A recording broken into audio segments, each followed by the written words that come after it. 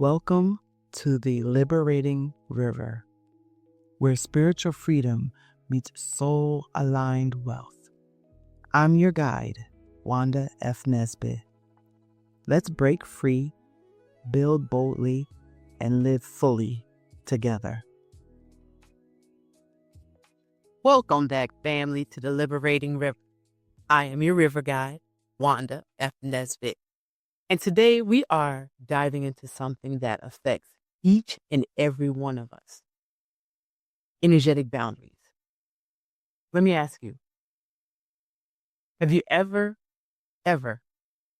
left a conversation or a space and you felt completely drained?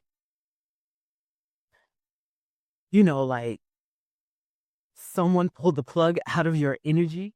Have you ever felt that? Well, to be honest, that's not random. I think a lot of us experience that. That is called the energy being compromised. In this episode, we will uncover how to stop energy being drained, set boundaries to protect your inner peace, and fuel your purpose with fresh vitality. So let's dive in. Part 1, the invisible wall. The first thing we need to understand is that there is an invisible wall in our life. You might ask, what is the invisible wall? Well, it is called energetic boundaries. But why? The way I view it, energetic boundaries, of course, you can't see it. And so I look at it as a spiritual force field. Understand, this invisible wall is not one built out of harshness or isolation. It is not about shutting people out. It is actually about knowing where you end and others begin. Just like, some of us, we lock our doors, especially at night, to protect our homes. Well, we kind of need to do the same thing with our energy. We need to protect our spirit, man. It is more like the defining edge of your mind, your heart, and your spirit. And here's the thing, energetic boundaries is definitely more than saying no. They're about carrying an inner clarity that says, this is who I am, this is what I stand for, and this is what I will not allow into my peace. I performed some research, and psychological researchers have long recognized that when people don't have healthy emotional boundaries, guess what? They suffer emotional exhaustion. Have you ever experienced that? Which, unfortunately, as we probably know, it leads to anxiety, irritability, and even reduced cognitive function. One theory I found, it comes from the conservation of resources, or CORE. That's a theory by Dr. Stephen Hofold.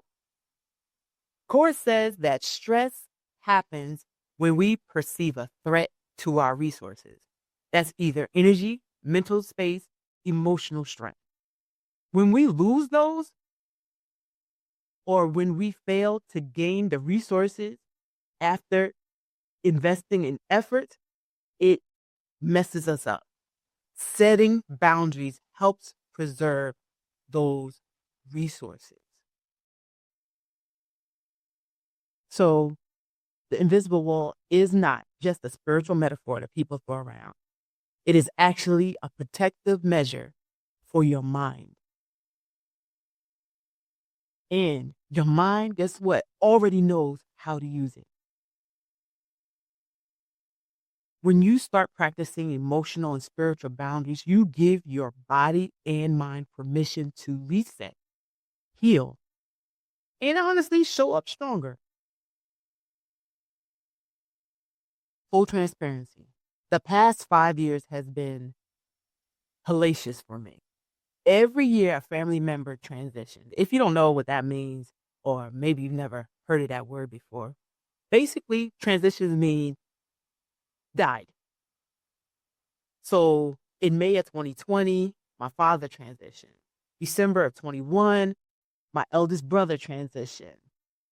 December of 22, my last surviving aunt transitioned. June of 2023, my eldest sister transitioned. Yeah, I had a lot of transitioning going on. After her transition, though, I saw help. I went to a therapist. It was just too much.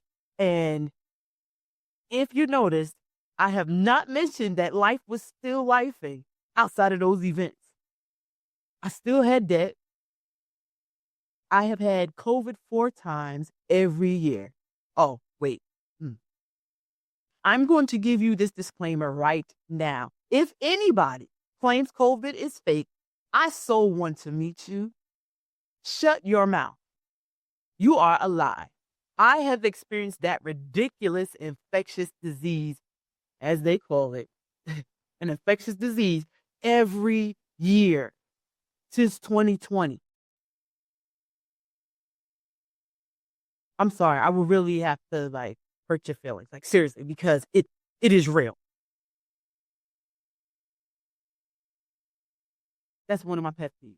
So you've seen something that so you see something that truly gets under my skin. That is something that I experienced and I wouldn't wish that on anybody. I know there are people out here who deal with sicknesses on a different level than what I have experienced. I understand that. I get that. I'm not talking about that.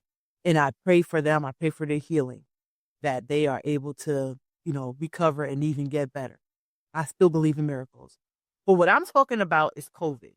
COVID was and is real. I still take my precautions. Listen, you learn to do what you need to do to protect yourself. I have had my oxygen stat as low as 83. I have been told each time if it drops to 80, come back to the ER. So just don't go there. COVID is real. Okay? Okay. And this is just a little bit of my picture. So imagine mentally, physically grieving and fighting for my own life. You tell me, where do you think I was really mentally? Hence, I went to therapy. And just a nugget for you. Go to therapy if you need it. There is no shame to doing that. They are there to help you reset and recenter. So, as I mentioned, I went to therapy from, I'll say, the end of 2023 to 2024. I'm so glad I did it. And the craziest part was that my therapist kicked me out because of 2 reasons. Number one, listen to me clearly. The only way therapy works is if you actually put in the work, is if you do the work on your own self during the process. When I went home, I took the recommendations and I continued to work on me. You have to do that. The therapist is only providing you with tools for you to figure out the best way and the best plan for you. Did you get that? Therapy isn't cookie cutter. The therapist can only provide their clients with tools to help reset one's own life. Number two, my therapist kicked me out, not because I did anything wrong, but they could see I was morphing. I put in the work. I put the tools that she gave me to work. Those things that were energetically blocking me, I was fighting it. Those things that were draining me, I was fighting it. I thought 2024 was going to be a year of calm. I was wrong. Fortunately, another brother died in December of 2024. Due to his papers being lost, he was the next military. We had to wait until February of this year, 2025, to finally lay him to rest. So I'm not talking 30 years ago. I'm talking about maybe 7 months ago. I completely understand being energetically drained. I still had to work. I still had other responsibilities. Not an ideal circumstance or situation, but with God and therapy, I survived and am surviving. I know you can relate in some way. Maybe a little less, maybe drastically more. Who knows? It doesn't really matter. It really doesn't matter. Only thing that matters is that if you hear me right now, you still have a purpose. Go to therapy. Stay tuned. To be continued. Coming next week. Thanks for flowing with us on the Liberating River. Subscribe, share, and come back next week for more wisdom, wealth, and alignment. Stay free, stay grounded, stay bold.